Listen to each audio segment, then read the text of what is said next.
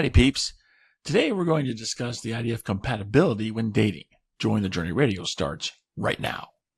Maverick to range control. Entering Point Alpha. Confirm green range. Maverick, range control. Green range is confirmed. I don't see an event scheduled for you, sir. Well, I'm going anyway. Nice. I get all excited. I'm like JoJo, the idiot circus boy with a pretty new pet. Excellent! No different. Only different in your mind. You must unlearn what you have learned. Are you mocking me? We don't want you to get ruffled. Let's just say I was agreeing with you in a totally unusual way. Remember, all I'm offering is the truth. You can't handle the truth! Now, do you need me to elaborate? Or can we just crack on? And here we go.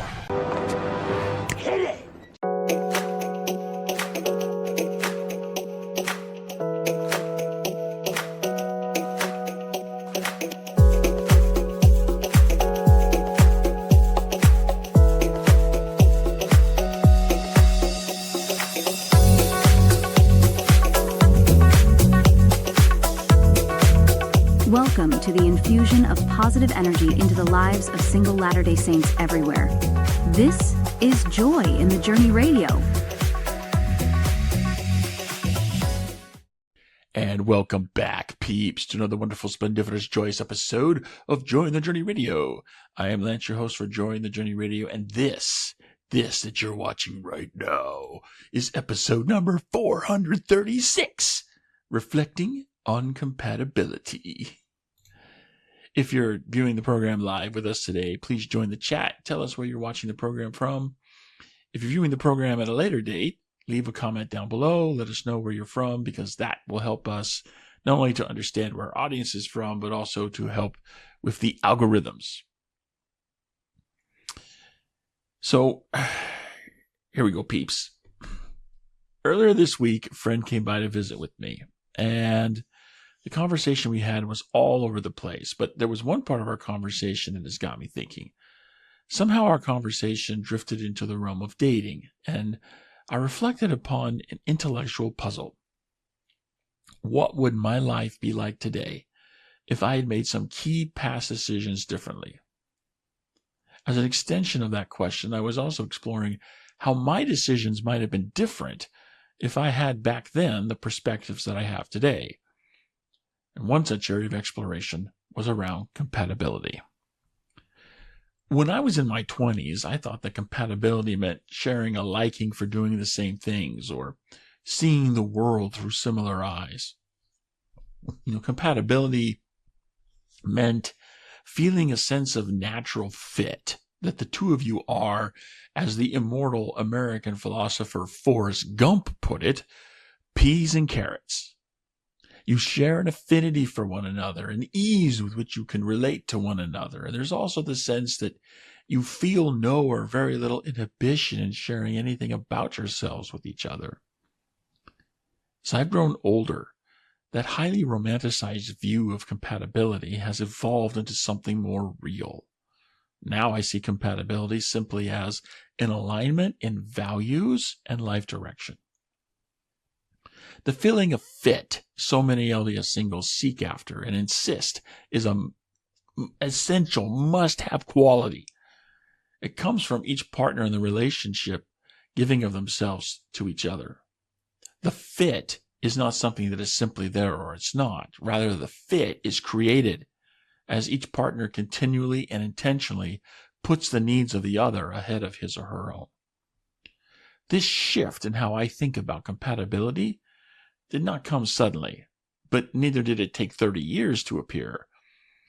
Years ago on this very program, I shared the following, quote, "This whole idea of working on relationships is ridiculous. In a way, this really is ridiculous, because if you're aligned in values and life direction, what is there to work on? You just do. You just come together. It fits like hand in glove. You just do. I mean, you can make changes to yourself so that you do fit and you align. But seriously, if you just be yourself and then look for that alignment of values and life direction, then you have compatibility." There's that magic word, compatibility. We hear it when LDS singles describe their must-have list of traits in a companion, but what is compatibility exactly? Over the years, I've interacted with LDS singles all over the country, and when it comes to compatibility, there seems to be different ideas floating around. Imagine that. A quality so essential that nearly everyone has it on their dating deal-breaker list, and yet not everyone understands it to be the same thing. And that's a problem, because you could be your own worst obstacle if you don't know what compatibility really is. That's where the reflections I shared with my friend now come into the stage. In my younger days, I decided against pursuing dating opportunities with some people because I didn't feel any sense of compatibility. And those decisions were based on a definition of compatibility that I had at that time. How would my life be different today if I was using back then the definition of compatibility that I have today? If compatibility is really just alignment in values and life direction, and I firmly believe that it is, then back then I was asking all the wrong questions as I examined dating prospects for a potential future together. Instead of wondering what recreational activities we might pursue together, I should have been wondering whether or not the dating prospect under consideration values the same things I value. I should have been asking whether this person would help me build the life I want to build. Many LDS singles skip over these types of evaluations because they presume that they have alignment in values if they are both active members of the church. That's a very poor assumption, considering how low a bar activity in the church really is.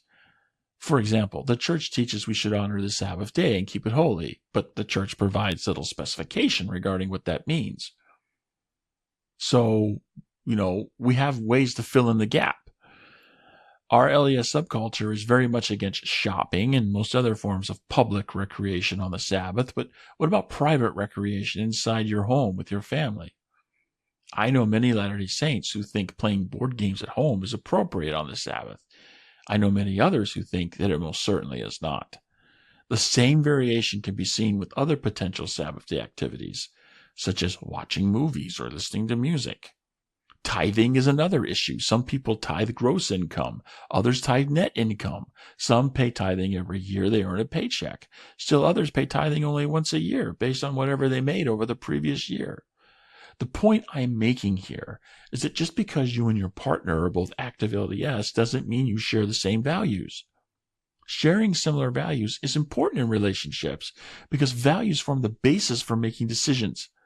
The more you and your partner are not aligned in values, the more you will disagree when decisions need to be made, and the more opportunities those disagreements have of becoming disagreeable and deteriorating the quality of your relationship. So asking questions about whether or not you and your dating partner like the same type of music, for instance, is not as valuable as asking whether or not you and your dating partner share the same values. The same goes for asking about similarities in life direction.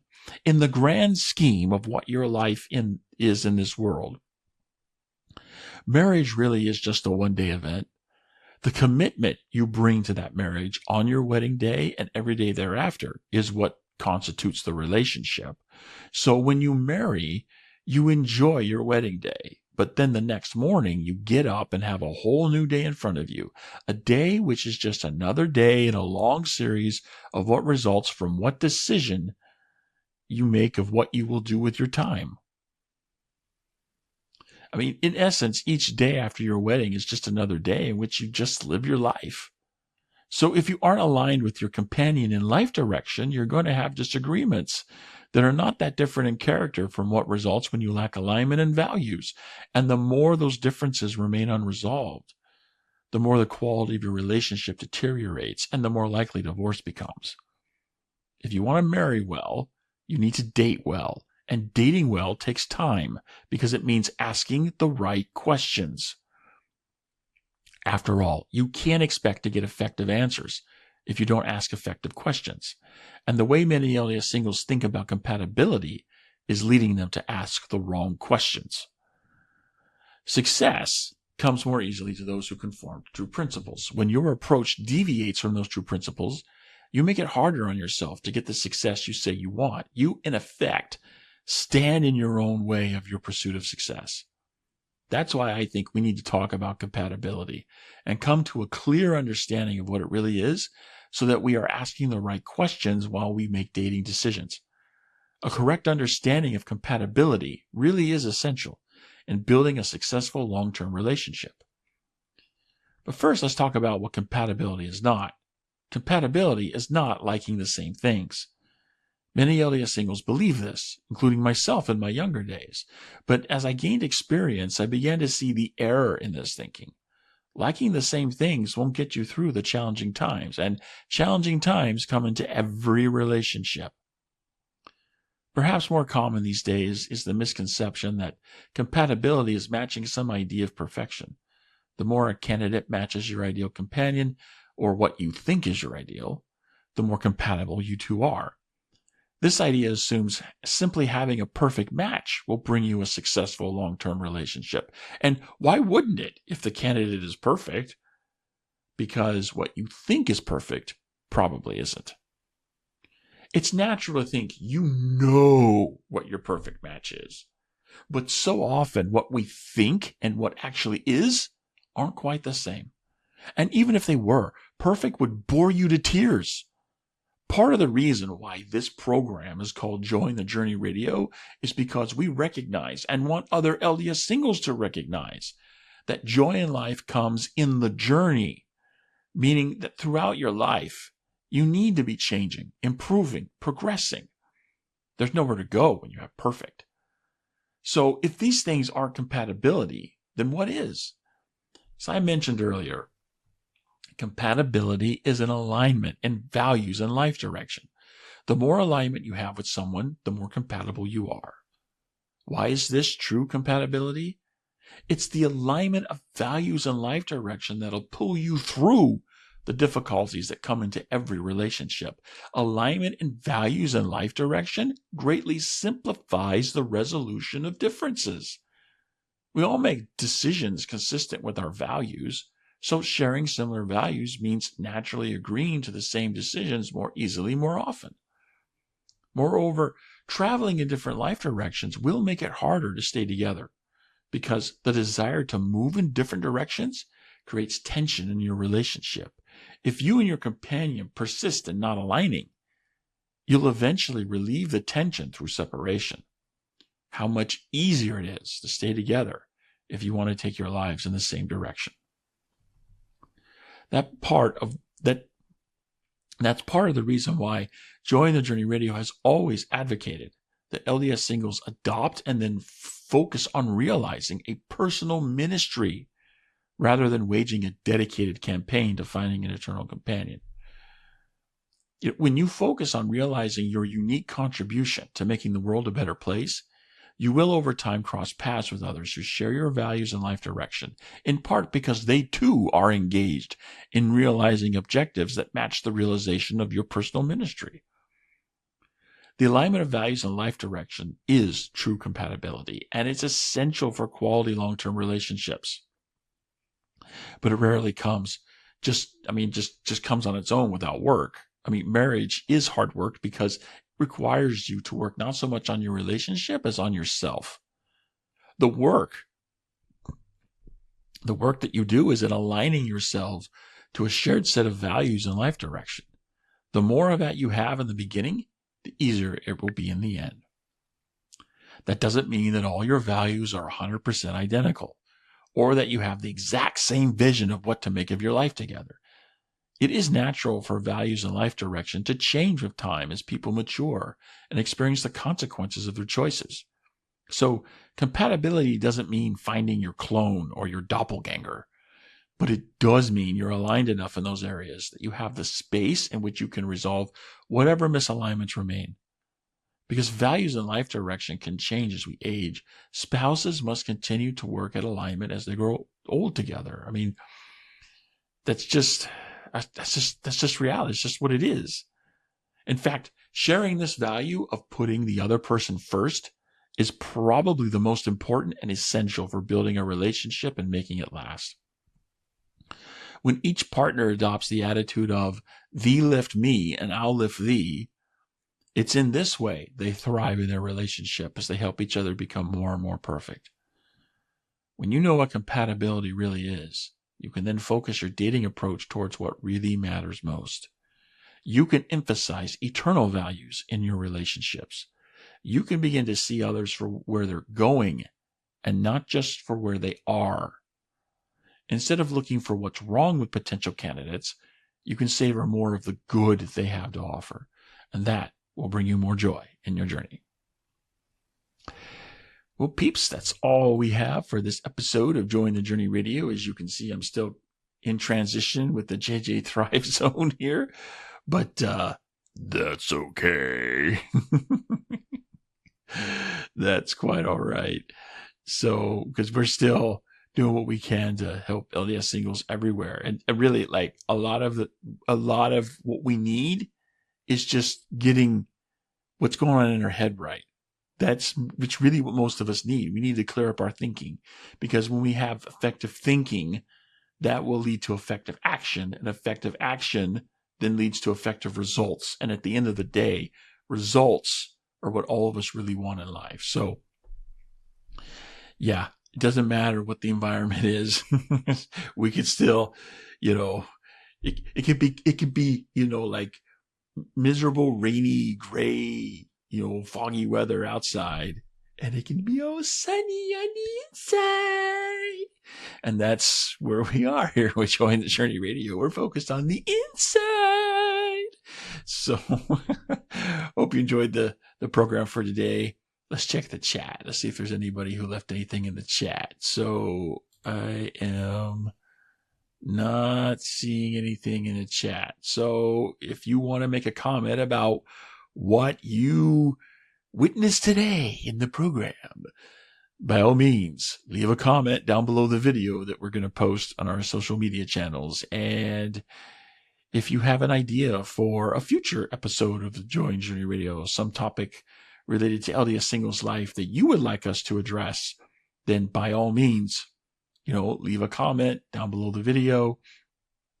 If you have some particular challenge that you're uniquely facing and you'd like us to help with that, then please leave a comment down below. We'd love to do what we can to help. And of course, if you would rather leave your comment anonymously for not all the world to read, then you can go to our website at jointhejourneyradio.com, and there on the contact page, there's a form you can fill out to send us your comment that way. So yeah, we're trying to be inclusive here. As always, don't forget to like, subscribe, share content that you find helpful, so the algorithms will then push more of our content out to help other LDS singles everywhere. Until next time, this is your host reminding you there is joy to be had all along your journey. So take that joy and journey on. You and I have witnessed many things, but nothing as bodacious as what just happened. Check it out. Look at, I'm in really bad shape. Come on, please, please. Bob. Give me. I need. My God, pull yourself together! I get to lay in a bed by myself all of my life. It's fantastic. You're killing me, Smalls. Truly, you have a dizzying intellect. Wait till I get going. Where was I? Suck it! Run away! Bye-bye, boys. Have fun storming the castle. Think it'll work? It would take a miracle. Bye-bye.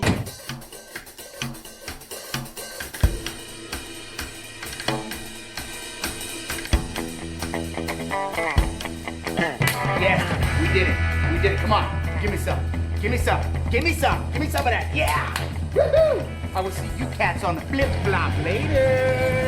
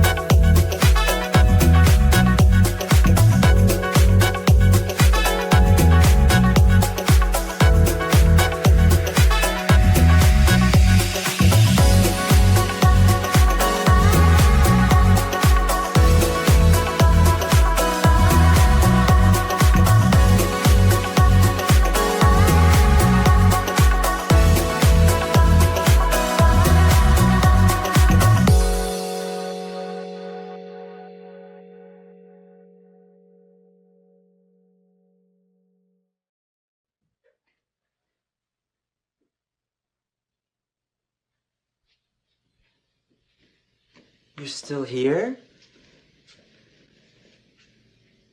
It's over. Go home.